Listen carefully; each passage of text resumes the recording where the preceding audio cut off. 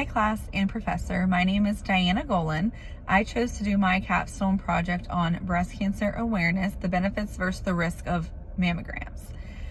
How many women have lost their lives to breast cancer?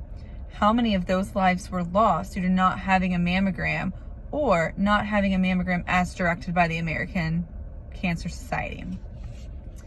The American Cancer Society states starting at age 40 through 44, women should have their first mammograms. Earlier, if there's a family history of breast cancer. From 45 to 54, they need to have a yearly mammogram. Now, after 55, it is the woman's choice if she would like to continue to have yearly mammograms, or the American Cancer Society says that it is okay at this point to have them every other year if you haven't had any problems.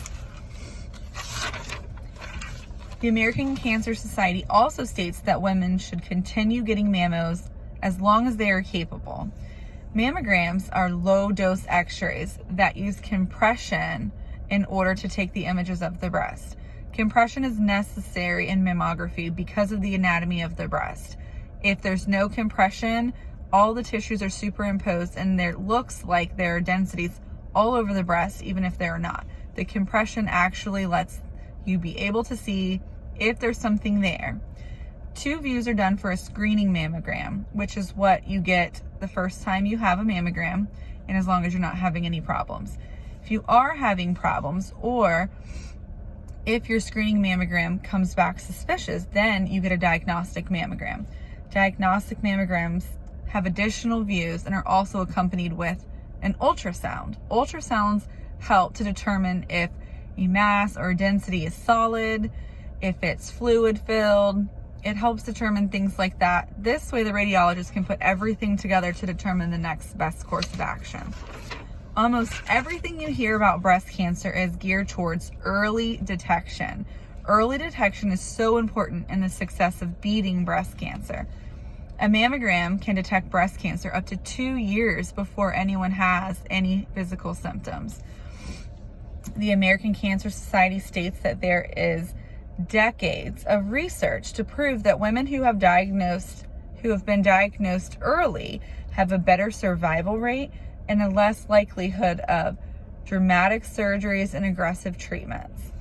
1 in 8 women in the US are diagnosed with invasive breast cancer every year, and these numbers are growing.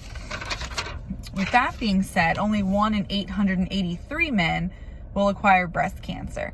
This shows that women are clearly more susceptible to this disease. Now let's discuss some risk factors. Risk factors that you cannot change. Being a woman makes you at higher risk for breast cancer, clearly, due to those statistics I just told you. Getting older also makes you more susceptible. Most breast cancers are found in women over the age of 50. Things that you can change. These help your odds to not activate breast cancer. Or if you have the gene, the BRCA gene 1 or 2, it helps this not to get irritated and cause the cancer. Physically active. It is always good to maintain a healthy body and be physically active. Not being overweight. So women who are overweight and once they meet menopause age are more susceptible to breast cancer. Not taking hormones. Birth control pills, certain ones have higher risk of causing breast cancer. Also, women who have had hysterectomies, partial hysterectomies, if they're not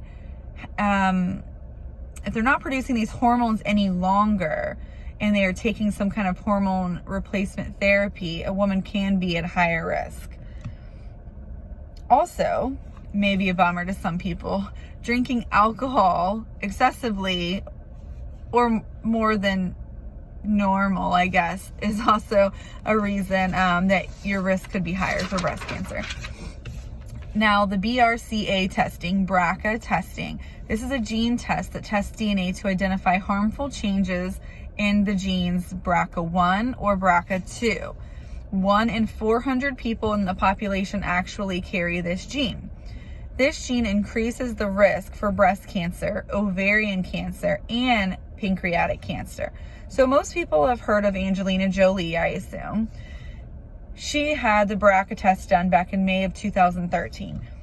She rushed out and got a bilateral mastectomy with reconstruction.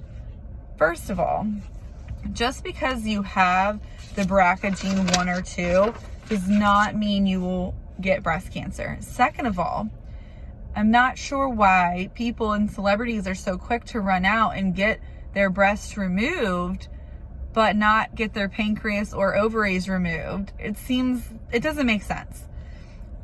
This being said, just because, I reiterate, you have this gene does not mean you're going to get breast cancer.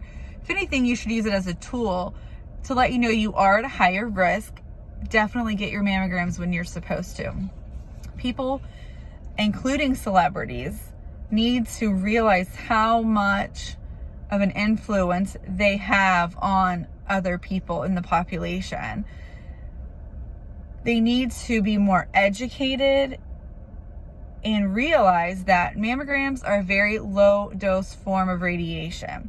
What they don't understand is that getting on a plane and flying across the country to film a movie is more radiation, way more radiation than a mammogram. Driving in your car for more than 15 minutes is more radiation than a mammogram.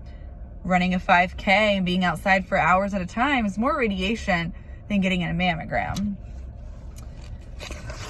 So why would anyone encourage people to not get a mammogram? The benefits of mammograms in early detection clearly outweigh the risk of actually having the mammogram.